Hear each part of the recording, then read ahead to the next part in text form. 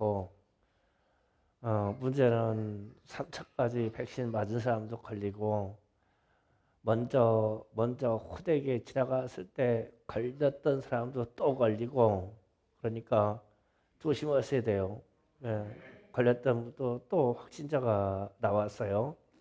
그러니까 조심하셔요. 근데 이제 이길 수 있다는 거예요. 이길 수 있다는 거. 그리고 이제 또 한 가지가 대선이 끝나기 전까지는 계속 숫자를 억제하듯이 발표하면서 각 의료기관 막 운동장 근처 막 보건소에서도 확진자 테스트를 막 계속 하더니 전국에 있는 각 보건소에서 대선 끝나자마자 업무가 없어져 버렸어요. 그래서 이제 대선 때까지 정부가 잘 활용했죠. 지금 보건소에서 이거 안 씁니다. 밖에 나가는 야외에서 지금 운동장이나 이런 데서만 해요. 그 아주 정치적으로 교묘하게 이용했다가 자기들 발등 찍은 꼴만 됐죠. 그래서 서글픈 마음이 드는 거예요. 아무리 정부가 혹은 정권이 필요하다고 하더라도 아픈 국민을 가지고 이용하냐? 아픈 거는 진짜거든요. 그것까지도 왜곡해서 정치적으로 이용하려고 했다는 자체가 마음이 그냥 서글픈 거예요. 그런 사람도 참 대단하고 참 불쌍하다.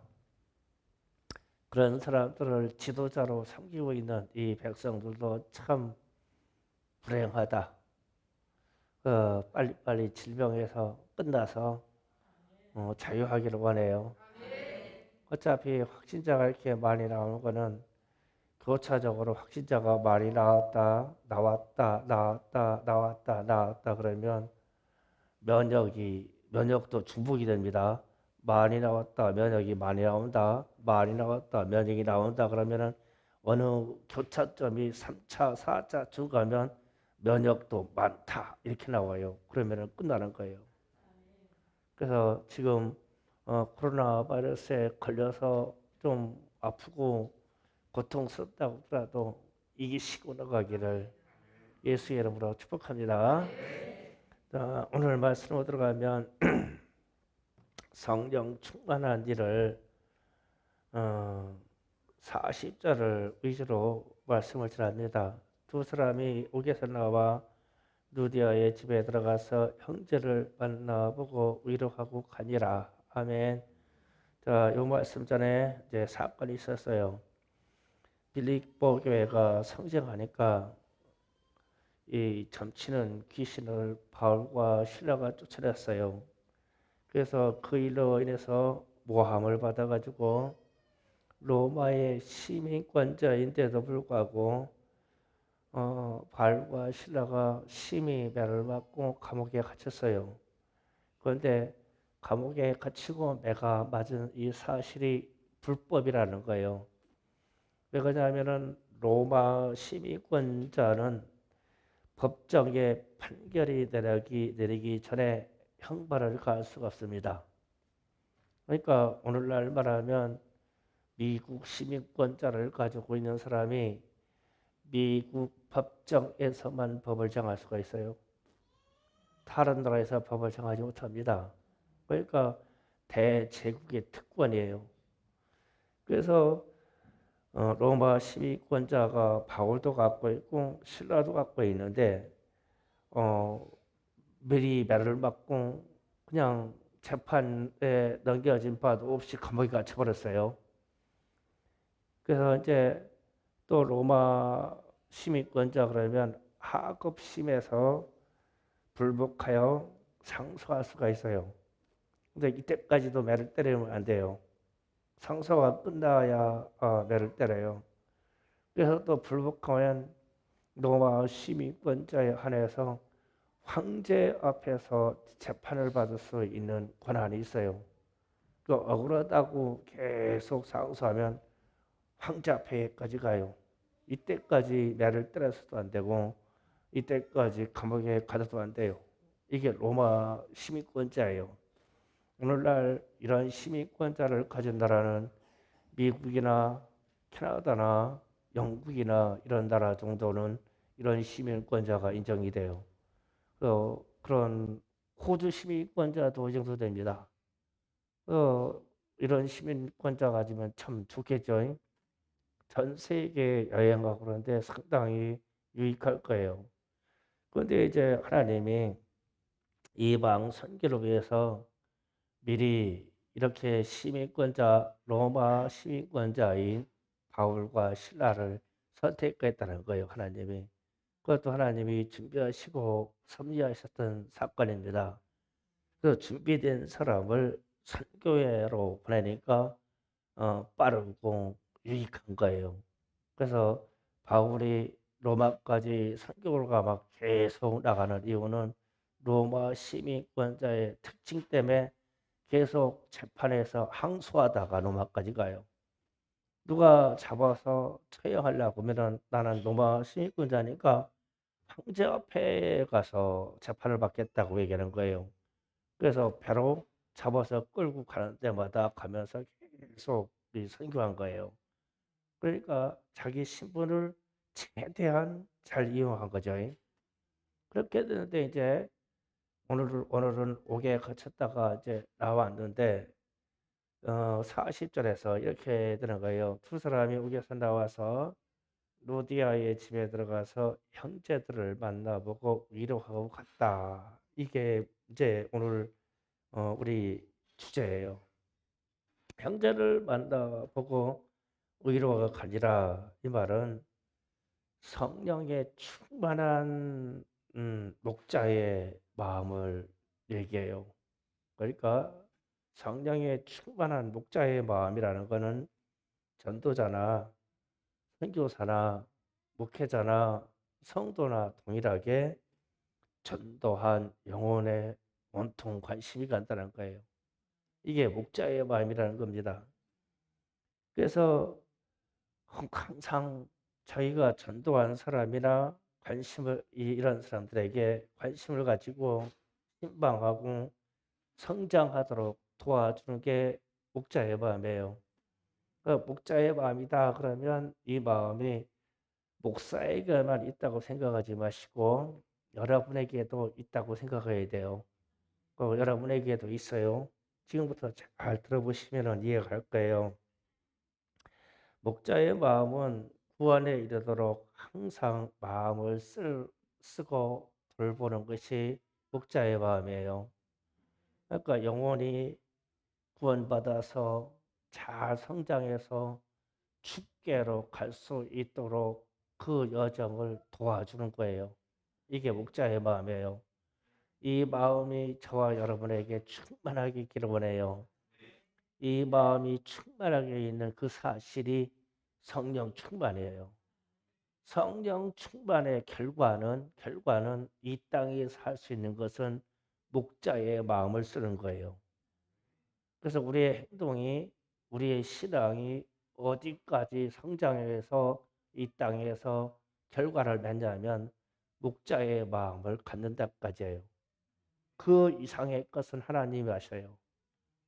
우리는 그 마음만 갖는 거예요. 그래서 예수님이 가지고 계셨던 목자의 마음을 이해하시면 쉬워요. 제가 예수님이 가지셨던 목자의 마음을 세 가지를 소개해 드릴게요. 예수님이 제자들하고 함께 있을 때에는 항상 예수님이 모든 천국의 일이나 하나님의 말씀에 대한 것을 친히 제자들에게 가르치니까 제자들에게 시험 들고 실족할 일이 없어요. 그때 지적해서 그때 붙잡으시면 되니까. 그런데 예수님이 십자가를 지시고 실제로 죽으셨어요. 죽으셨는데 이때 나타난 형상들이 제자들이 끝난 줄 알았어요. 끝난 줄 알아서 제자들이 흩어지기 시작했습니다. 그래서 엠마오로 가는 길에 두 제자가 실망을 한 거예요.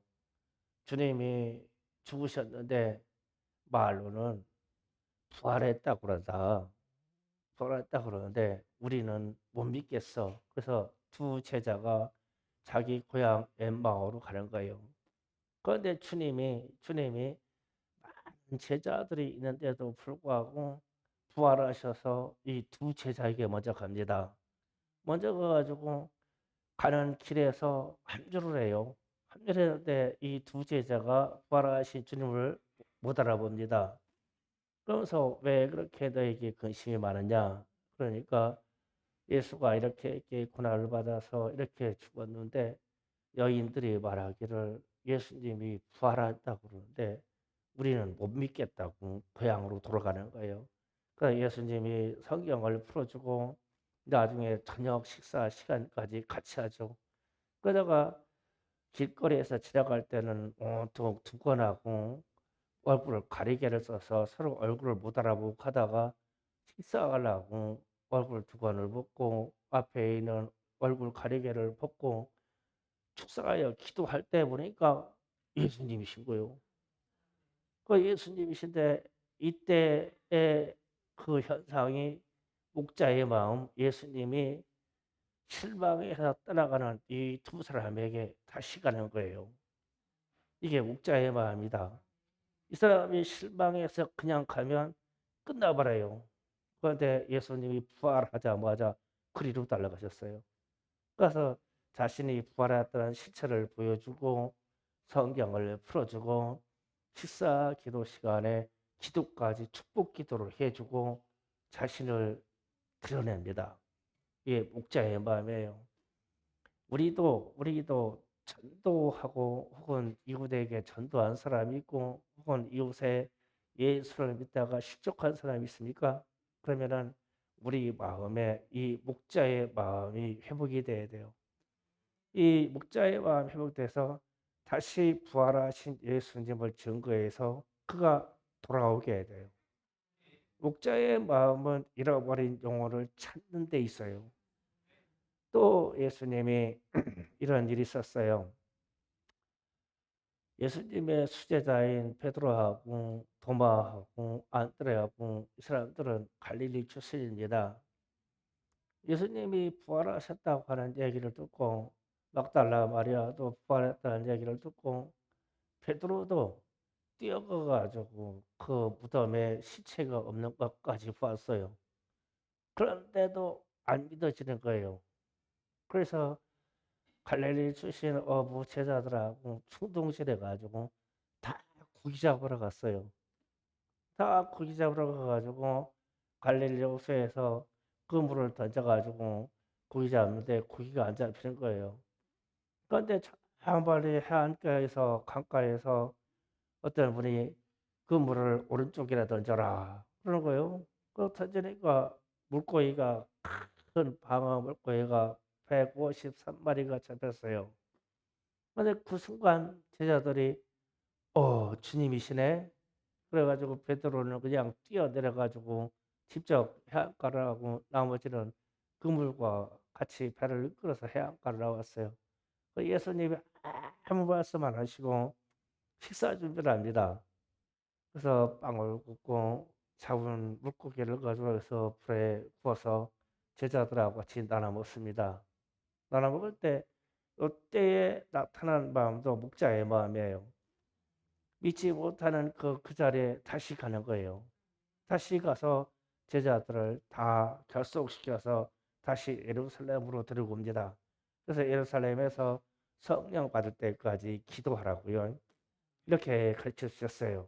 이게 목자의 마음이에요. 우리는 우리 주변에서 우리가 전도할 대상이 있든지 혹은 예수 믿다가 실족한 사람이 있든지 우리 가족이나 형제 중에 예수를 믿었던 안 믿었던 구원의 사람이고 우리가 기도한 사람이라면 예수님이 부활해서 죽었다가 살아나서도 포기하지 않은 그 제자들을 바라보는 것 같이 우리도 그렇게 하면 돼요.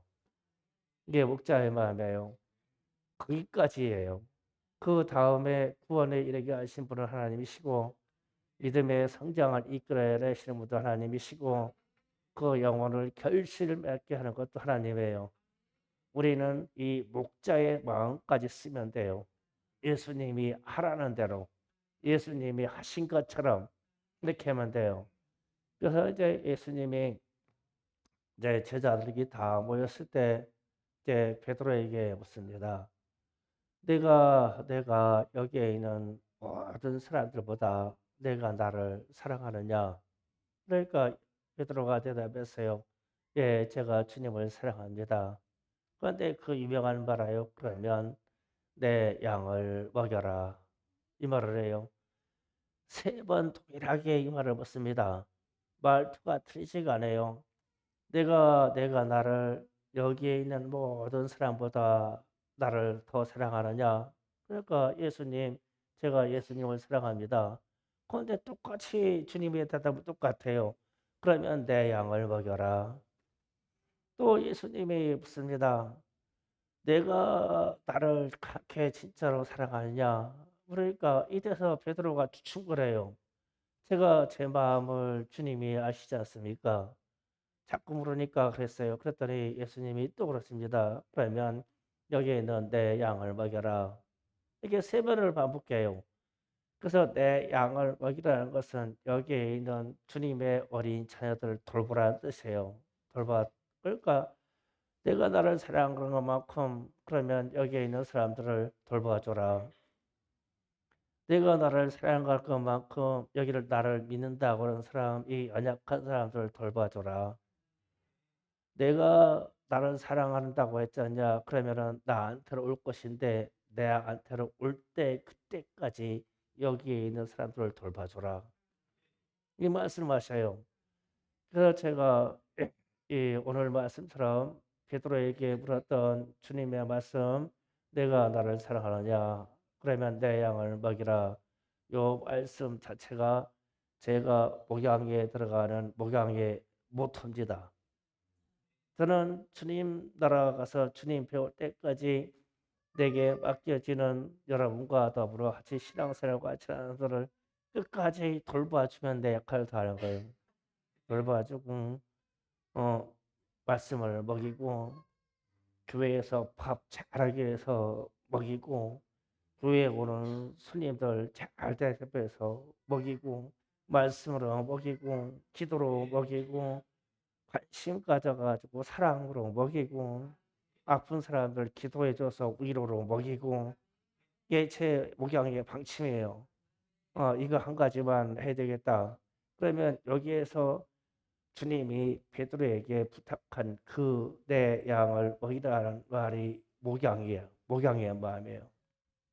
그래서 목회자가 되는 사람들이나 혹은 목회자나 사모가 될 사람은 당연히 이 마음을 가져야 되겠지만 우리 성도들도 직분자들도 이 마음이 들어와야 돼요. 그래야 이웃에 대한 영혼, 그다음에 믿다가 실족한 영혼, 혹은 내가 저를 전도해서 구원시킬 영혼이 진짜로 불쌍하고 저 사람들이 진짜로 구원받아야 하기에 주님이 부탁하신 말씀처럼 내 양을 먹이라, 내 양을 먹이라, 내 양을 먹여라. 이 말씀 때문에 절대 포기하지 않냐고 기도하고 포기하지 않냐고 권면하고 포기하지 않냐고 붙잡아주고. 그래서 이 사람들이 주님께로만 돌아오면 주님이 그때부터는 이제 성령의 직접적인 개입으로 이 사람들을 성장시켜요. 그래서 우리는 부모된 마음, 영적인 부모된 마음, 우리는 영적으로 목자가 되는 마음을 가져서 모든 사람들에게 대해서 목양의 마음이 회복돼서 하나님의 나라를 확장시킬 때에 전도할 때에 이 마음이 발동되기를 원해요. 숫자를 세려고 전도하는 게 아니고 우리는 우리의 믿음의 대상들에게 목양의 마음으로 접근하는 거예요. 무엇이든지 베풀어야 돼요. 줄 게 있어야 돼요. 말씀을 간 사람은 말씀을 줘야 되고요. 우리에게 능력이 있다면 선물을 줄 수 있어야 되고요. 제가 이 운동장 교회 있을 때 바로 운동장 교회에 텃밭을 얻었어요. 텃밭을 얻어서 진짜 채소 열심히 갖고 왔어요. 근데 제가 한동안 농사졌던 농사꾼 출신 아닙니까? 그런데 농사꾼 출신 때 그렇게 열심히 농사져서 돈 벌려고 그렇게 농사 질 때는 농사가 참 안 되더라고요. 안 돼. 그런데 이제 마음을 바꿔서 채소를 바꿔가지고 이웃과 나눠 먹어야 되겠다. 마음을 바꿨어요. 목양의 마음으로 바꾼 거예요. 그래서 왜 채소를 바꿔서 나눠 먹을까 하냐면은 운동장 교회 와서 처음에 했을 때 우리가 너무 가난해서 제가 말씀과 기도 외에는 줄 게 없는 거예요. 사람들에게. 그래서 줄 게 없어가지고 무엇을 줬으면 좋을까, 무엇을 좀 줬으면 좋을까 그 고민을 많이 했어요. 그래서 조그마한 텃밭에다가 상추를 심었잖아요. 그래가지고 그것을 아주 열심히 따서 그거 주는 거예요. 이게 자연식이라니까요. 주는 거예요. 그래가지고 자꾸 채소 요거 씻고 저거 씻고 가지고 계속 주니까 나도 재미 붙었고 또 가져가는 사람도 재미 붙었어요. 목사님이 갖고 게 맛있다고요. 간혹 욕심 부리는 사람이 있어가지고 낭패지만요. 그래가지고 알아서 따가러 가면 뿌리채 뽑아가서 문제야. 어쨌든 간에 우리는 목양의 마음은 주려고 하는 것이다.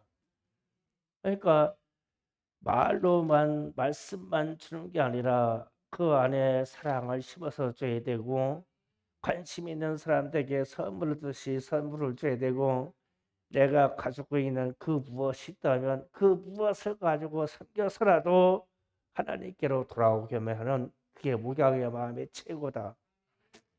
그래서 주는 사람이 복이 있는 거예요. 그래서 주는 사람이 복이 있으니까 우리 중에 소용되는 물질이 있어서 남잖아요. 나오면요 항상 전도를 지어서 옮겨요. 누구한테 줘야 됩니다. 그러면 교회도 후하고 내 삶도 풍성해지고 그로 인해서 돌아오는 하나님께로 돌아오는 사람들이 많아요. 이게 목양의 말입니다. 그래서 베드로에게 말한 내 양을 먹여라 이 말은 실제로 먹어라 케어하라 이런 게 포함되는 게 범주가 다 들어가요. 실제로 어린 양을 먹이는 게 쉽지는 않잖아요. 그런데 우리는 우리 주변에 있는 전도 대상자나 선교 대상자나 혹은 주님께로 돌아올 사람, 실족한 사람들이 있다면 먹여야 돼요. 육신으로 입으로 들어가면 또 먹여야 되지만 귀로 들어가는 말씀도 먹여야 되고 먹여야 된다는 말이 가장 합당한 말이에요. 주님이 그런 단어를 들어 쓰신 거예요. 내 양을 먹여라. 내 양을 먹여라. 너희 전도 대상자들을 먹여라. 선교 대상자들을 먹여라. 실족한 사람이 있느냐? 기도하고 그들을 먹여라. 그들을 먹여라. 돌봐줘라. 돌봐줘라. 이게 목양의 마음이에요. 그래서 오늘도 바울과 시라가 옥에 갇혔다가 나와서 곧바로 자기가 개척한 교회로 달려가는 거예요. 그래서 분명히 옥에서 나왔을 때 간수들이 말하기를 이 지역에서 떠나라고 한 거예요. 떠나라 했으니까 이 법을 지켜야 돼요. 행정적인 법이기 때문에. 그런데 떠나기 전에 개척한 교회로 가는 거예요. 그래서 말씀으로 주고 말씀으로 먹이고 위로하고 가니라 내가 다시 올게 그러면서 떠나는 거예요. 법적으로 떠나라 그랬으니까 떠나야 되니까 이게 목양의 말입니다. 그래서 저와 여러분에게 목양의 마음이 있다면 우리 교회가 더 성장할 것이고 저와 여러분에게 목양의 마음이 풍부하다면 우리가 세계 열방을 섬기는 선교 사역이 더 풍성해질 것이고 우리에게 목양의 마음이 넘친다면 각 교회의 개척의 역사가 더 일어날 거예요. 우리는 우리 내부에 목회자나 하나님의 사역자로 나갈 사람들이 많지 않습니까? 예, 우리는 목양의 마음 회복돼서 이것들이 막 흥황하게 막 일어나기를 원해요. 외부에서는 그러더라고요.